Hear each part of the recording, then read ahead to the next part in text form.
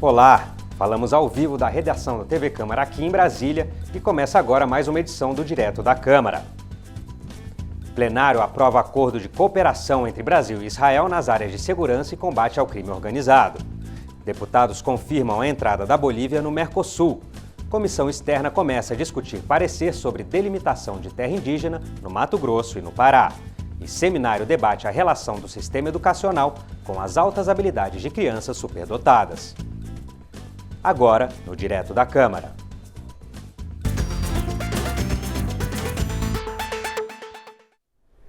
O presidente da Câmara dos Deputados, Arthur Lira, do Progressistas de Alagoas, cumpre a agenda oficial na China. Entre os compromissos, Lira se encontrou em Pequim com o presidente chinês Xi Jinping. O presidente da Câmara, deputado Arthur Lira, foi recebido pelo presidente da China, Xi Jinping. O encontro ocorreu no Grande Salão do Povo, em Pequim. Lira cumpre a agenda oficial na China, acompanhado por uma comitiva de deputados de vários partidos.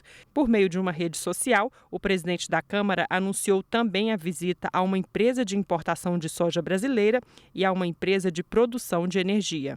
Com a escalada do conflito entre judeus e palestinos na faixa de Gaza, o tema acabou dominando os debates no plenário da Câmara esta semana. Deputados aprovaram 3 acordos de cooperação entre Brasil e Israel em áreas como segurança e combate ao crime organizado. Aprovada também a criação do Prêmio Glória Maria de Jornalismo e o ingresso da Bolívia no Mercosul. É o que mostra agora a reportagem de Antônio Vital. A semana no plenário da Câmara foi marcada pela aprovação de acordos internacionais e por muita discussão. Um acordo com Israel sobre segurança e combate ao crime organizado dividiu a base do governo. Também provocou debate, dessa vez com a oposição, o acordo que permite o ingresso da Bolívia no Mercosul. Foi aprovada ainda a entrada do Brasil como país associado no maior laboratório de física de partículas do mundo, que foi comemorado por pesquisadores e cientistas. E a Câmara criou o Prêmio Glória Maria de Jornalismo. Vamos começar com a entrada da Bolívia no Mercosul, bloco econômico formado por Brasil, Argentina, Uruguai e Paraguai. A Venezuela também é integrante, mas está suspensa desde 2016. O protocolo de adesão da Bolívia foi assinado em 2015, em Brasília. Em 2017, no governo Michel Temer, foi aprovado pela Comissão de Relações Exteriores da Câmara. 6 anos depois, dos países do Mercosul, só o Brasil ainda não aprovou a proposta e o prazo acaba em dezembro.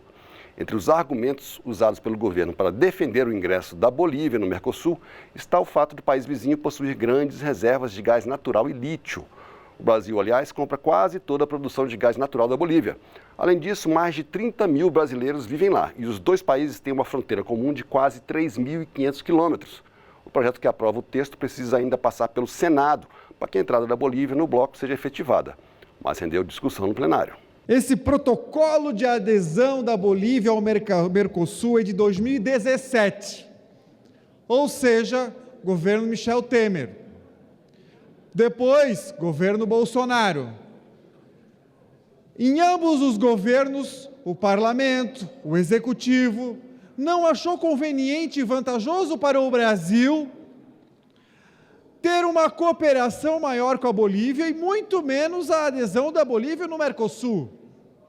No entanto, agora no governo socialista do presidente Lula, essa cooperação ela é promessa do presidente Lula em 2023 para o atual presidente, entre aspas, Luiz Arce.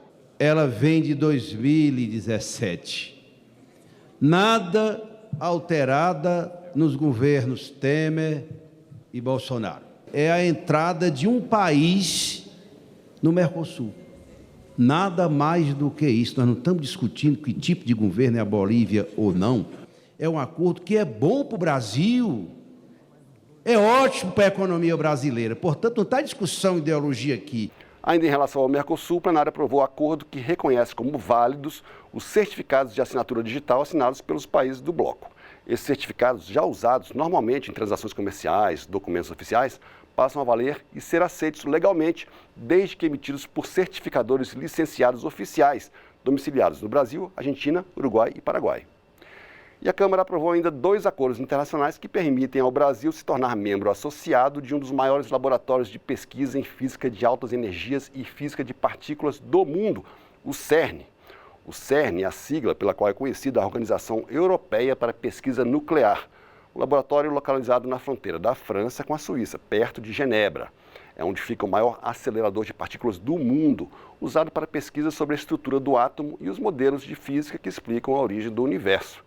Esse acelerador de partículas, chamado Grande Colisor de Hadrons, ou LHC, é uma estrutura em forma de anel com 27 quilômetros de extensão, localizado num túnel a 100 metros de profundidade e que custou 9 bilhões de dólares. Todas as maiores economias da União Europeia são membros do CERN, além do Reino Unido e da Suíça.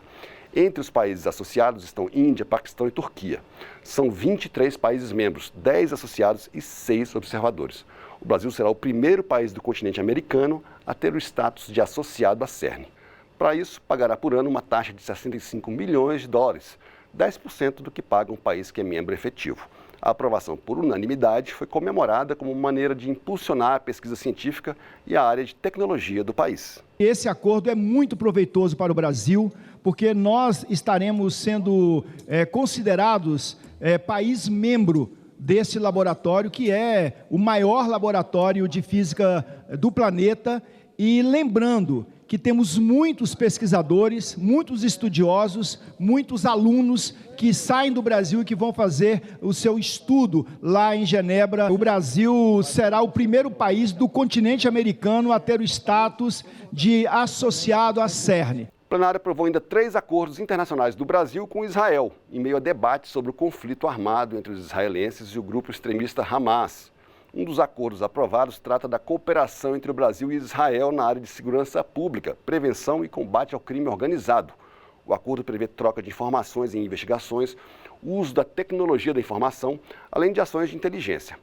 O acordo foi assinado em Jerusalém em 2019, durante o governo do então presidente Jair Bolsonaro, mas rendeu discussão no plenário da Câmara.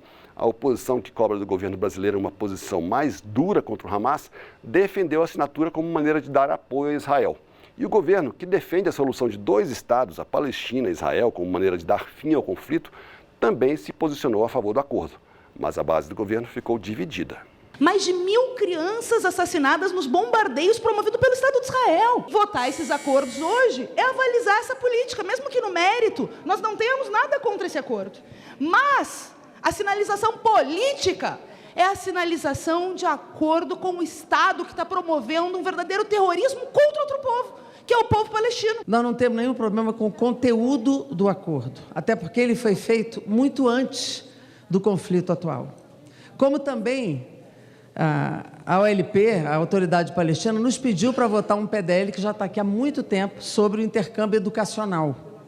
Nós não propusemos por quê agora, nesse momento? Porque achamos que com duas áreas em conflito, não cabe o parlamento nesse momento se posicionar, porque nós não sabemos os desdobramentos disso. Não há momento mais oportuno e adequado, senhor presidente, senão este, durante o qual o Estado de Israel, após sofrer um ataque inominável, covarde, de terroristas armados que estupraram mulheres, não há melhor momento para que esta Câmara dos Deputados se pronuncie em um acordo na área de segurança pública para dizer: o Brasil está ao lado do Estado de Israel. A bancada do Partido dos Trabalhadores já votou a favor deste acordo na Comissão de Relações Exteriores e nós estamos apenas ratificando a compreensão nossa em torno do conteúdo. Isto aqui não tem nada a ver com o conflito entre a Palestina e Israel, o Hamas ou qualquer outro tipo de extremismo. Nós estamos votando o que está escrito no acordo. Além da cooperação na área de segurança pública e combate ao crime organizado, o plenário aprovou outros 2 acordos do Brasil com Israel. Um deles estabelece regras comuns para a aviação civil entre os 2 países. O outro prevê que brasileiros e israelenses poderão ter direitos previdenciários, como aposentadoria, se trabalharem em qualquer um dos 2 países. Mas a semana não foi só de acordos internacionais no plenário. Deputados e deputadas aprovaram um projeto que institui o Prêmio Glória Maria de Jornalismo, uma homenagem à jornalista que morreu em fevereiro aos 73 anos, mais de 50 dos quais dedicados à cobertura de grandes eventos, reportagens e apresentação de programas na televisão. O prêmio, uma medalha, será concedido todos os anos pela Câmara em sessão solene, sempre na segunda quinzena de agosto. O nome do vencedor ou da vencedora será escolhido pelos integrantes da mesa diretora da Casa, após indicação dos líderes dos diversos partidos. A homenagem foi aprovada por unanimidade e, como se trata de um projeto de resolução interna da Câmara, já está valendo. Cada criança negra que olhava para a televisão e se via representada num Brasil tão marcado pelo racismo também está sendo homenageada com homenagem justíssima à primeira mulher negra jornalista a se destacar na televisão. O projeto apresentado pelo deputado Áureo Ribeiro enaltece com razão a pessoa e o profissionalismo de Glória Maria, que fez diversas coberturas como pioneira no jornalismo, tanto entrevistando presidentes da República, do Brasil, dos Estados Unidos, como na cobertura da Guerra das Malvinas. Uma mulher, na cobertura da guerra, teve um grande significado. Uma pioneira, uma mulher negra à frente do seu tempo em todos os sentidos. E esses são os principais destaques do plenário da Câmara essa semana. Até a próxima. E a gente dá agora um giro pelo corredor das comissões da Câmara para saber o que mais os deputados aprovaram nesta semana. A Comissão de Defesa dos Direitos das Pessoas com Deficiência aprovou a proposta que isenta de imposto sobre produtos industrializados, o IPI, a compra de cadeiras de rodas, artigos de aparelhos ortopédicos e outros equipamentos por pessoas com deficiência de mobilidade de baixa renda e também por instituições sem fins lucrativos. Então, nessa condição, baixando o preço, baixando o IPI, baixando o imposto, as pessoas vão ter condições que eles possam ter essa mobilidade, possam ter essa vontade e ter essa coragem de dar continuidade à sua vida.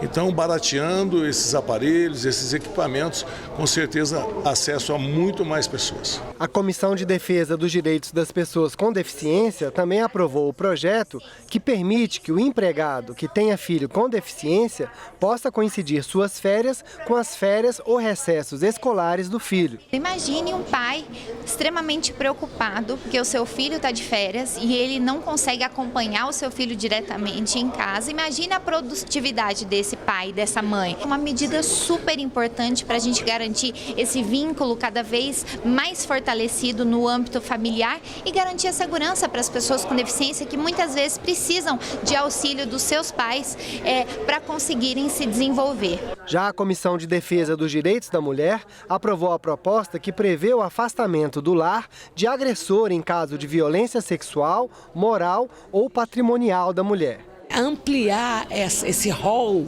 de casos de possibilidade de afastamento preventivo do réu do lar para todas as violências já determinadas pela própria lei no seu artigo 7º. Eu vou dar um exemplo. O homem vai e rasga todos os seus documentos do seu trabalho. Isso é para você um risco patrimonial grave.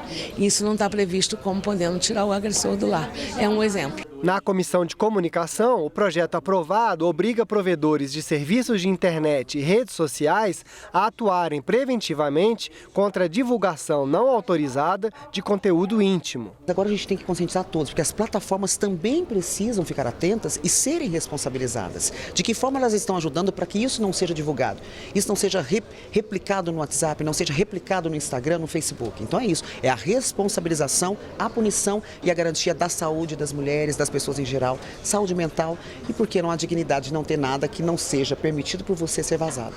A Comissão de Educação aprovou a proposta que modifica a Lei de Diretrizes e Bases da Educação para disciplinar o processo de escolha de dirigentes universitários. Nós aprovamos um projeto que reforça a autonomia das universidades públicas, estimula também a efetiva participação professores, estudantes, servidores, pessoas que trabalham nos mais variados serviços dentro da universidade, todos com espaço democrático na escolha da reitora ou do reitor. A Comissão de Constituição e Justiça e de Cidadania aprovou a proposta que inclui o acesso à água potável entre os direitos e garantias fundamentais previstos na Constituição. Hoje, 35 milhões de brasileiros têm esse direito negado diariamente. Aguardam muitas vezes a chuva cair para poder encher a sua cisterna, o caminhão-pipa chegar da operação carro-pipa, e que a gente, colocando esse direito na Constituição, é um empurrão a mais para que as políticas públicas avancem, as adutoras cheguem, o sistema simplificado chegue e o povo possa ter água nas suas torneiras. A CCJ também aprovou a proposta que estabelece o marco regulatório do fomento à cultura no âmbito da administração pública da União, Estados, Distrito Federal e dos municípios. Visa, sobretudo, desburocratizar o acesso aos recursos de fomento à cultura como direito no Brasil. Em muitos municípios, os gestores municipais tinham dificuldades de aplicar os recursos destinados à cultura exatamente nos projetos mais populares. É um projeto com efeito em todos os municípios deste país, uma verdadeira revolução na cultura. E a Comissão de Cultura aprovou o projeto que torna o piqui, fruto típico da culinária do estado de Goiás, patrimônio cultural, ambiental e ecológico nacional. Realmente marca a culinária goiana, marca o arroz com pequi, marca o pequi.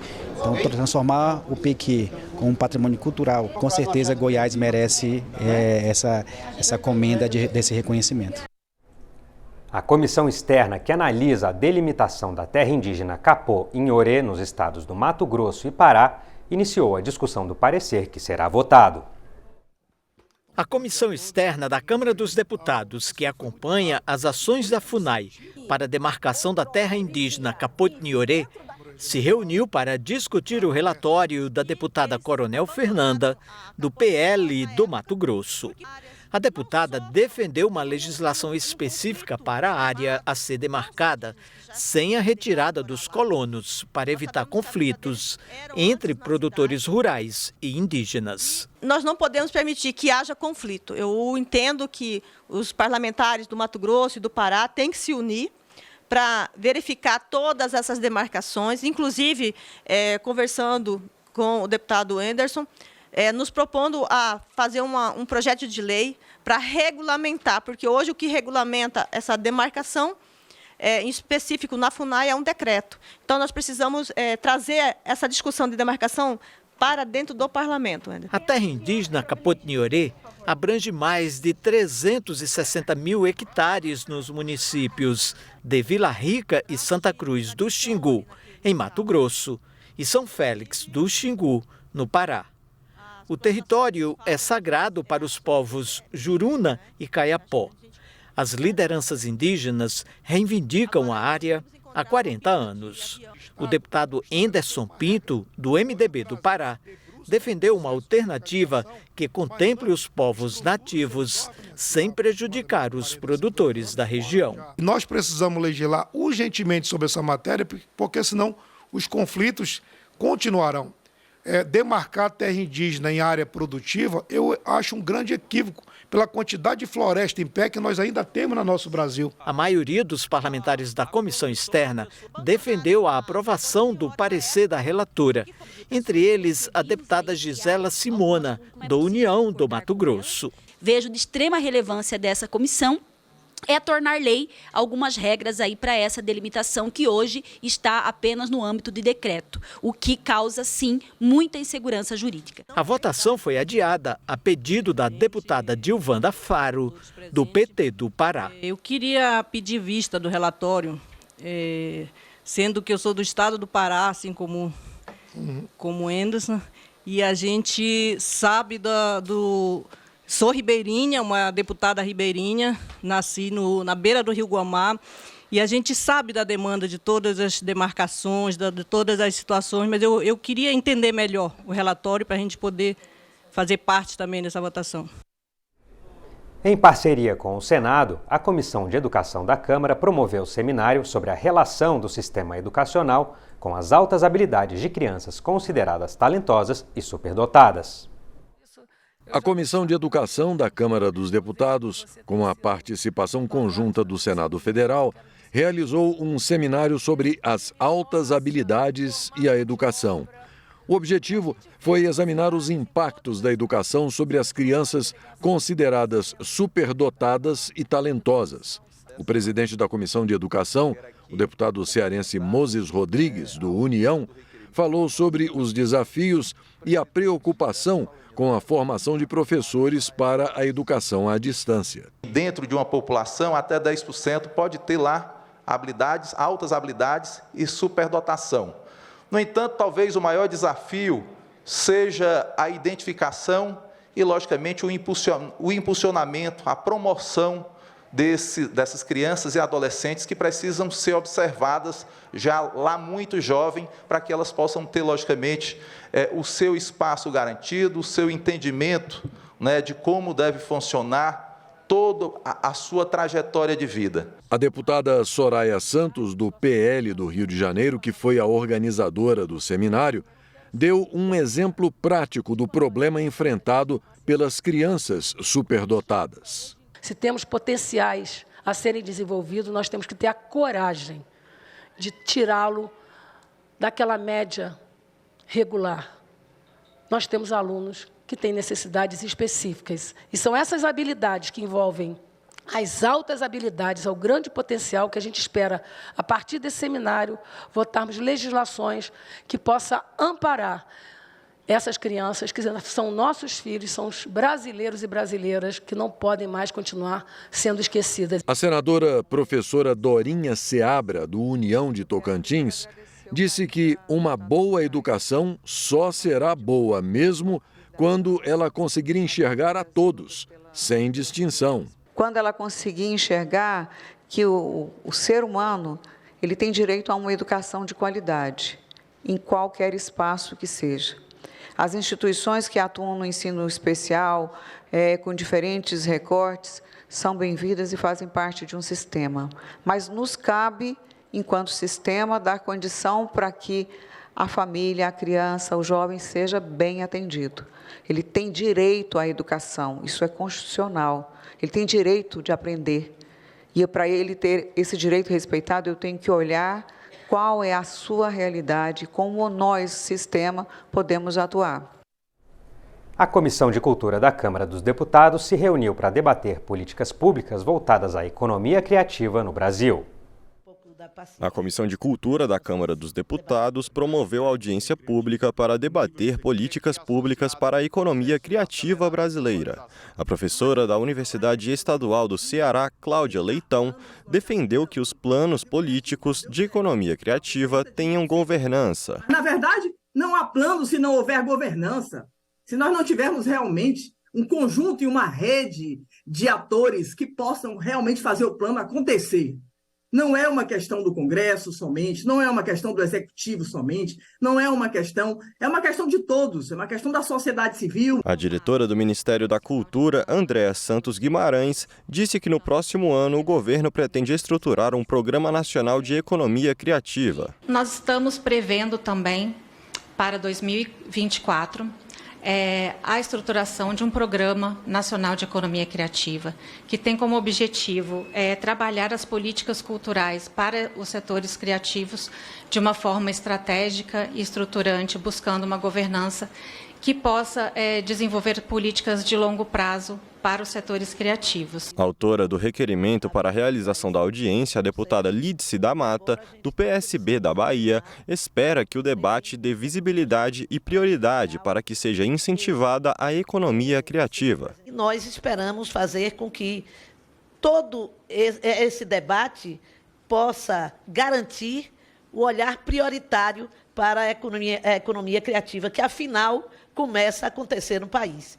E é muito bom que os ministérios iniciem essa concorrência, né, de participação, já que antes, até no Ministério da Cultura, foi considerado uma coisa pouco central. A Câmara realizou sessão solene em homenagem ao Dia do Professor, comemorado em 15 de outubro. A Câmara dos Deputados realizou sessão solene em homenagem ao Dia do Professor, comemorado em 15 de outubro. A deputada Bia Kicis, do PL do Distrito Federal, falou que a Câmara está aberta à luta dos professores e elogiou a capacidade de superação dos profissionais da educação. Professores, continuem a dar o melhor de si. Nós precisamos que vocês sigam nos orientando na responsabilidade e verdade. Esta será a real mudança no mundo. Jamais se esqueçam de ver com um olhar extraordinário a ordinariedade do dia a dia nas salas de aula. Professores, transformem em poesia heróica a prosa de cada dia de sala de aula. Lenise Garcia, professora da Universidade de Brasília, lembrou que a desigualdade no acesso às novas tecnologias tem impacto também na formação dos professores. Quanto mais a tecnologia entra na educação, mais possibilidades nós temos e, ao mesmo tempo, maior vai ficando a distância entre aquele que tem o acesso e aquele que não tem esse acesso, né? Então, é fundamental que nós possamos trabalhar para que toda a população brasileira tenha, de fato, um acesso a uma educação de qualidade. E isso, sem dúvida alguma, passa também pela boa formação do professor. A deputada professora Gorete, do PDT do Amapá, chamou a atenção para a crescente perda de prestígio da profissão de educador. Infelizmente, ano após ano, percebemos que os profissionais da educação, especialmente professores, vêm perdendo prestígio e valorização. Nossas crianças não estão sonhando mais em ser professores, e isso é muito preocupante. A última oradora, a estudante Letícia Machado Costa, fez um apelo pela valorização do papel dos professores. Todos aqui falam, provavelmente já falaram, que a profissão mais importante no mundo é ser um bombeiro, um policial ou um médico. Mas esquece o por quem ele passou. Para você ser um médico, um professor, qualquer profissão, antes você tem que passar por um professor. Se sou professor, este mundo pro aluno eu revelo. Ele vai brilhar. Acredito no ser que vai em busca da sua vitória. Ele vai brilhar. Esta edição do Direto da Câmara fica por aqui. Para revê-la, basta acessar o site que está aparecendo aqui embaixo. E você pode nos seguir pelas redes sociais da Câmara. É só usar seu celular para ler o QR Code que está aparecendo aqui no canto inferior da tela. Confira nossos programas, podcasts e outros conteúdos. Você também vai encontrar informações sobre os principais temas que são debatidos e votados aqui na Câmara, acessando o nosso site câmara.leg.br, nossas redes sociais, o aplicativo Câmara ao Vivo no seu celular e o nosso canal no YouTube. Passa lá, dá uma olhada, deixe os seus comentários. Você é muito bem-vindo. Muito obrigado pela sua audiência e tenha um ótimo final de semana.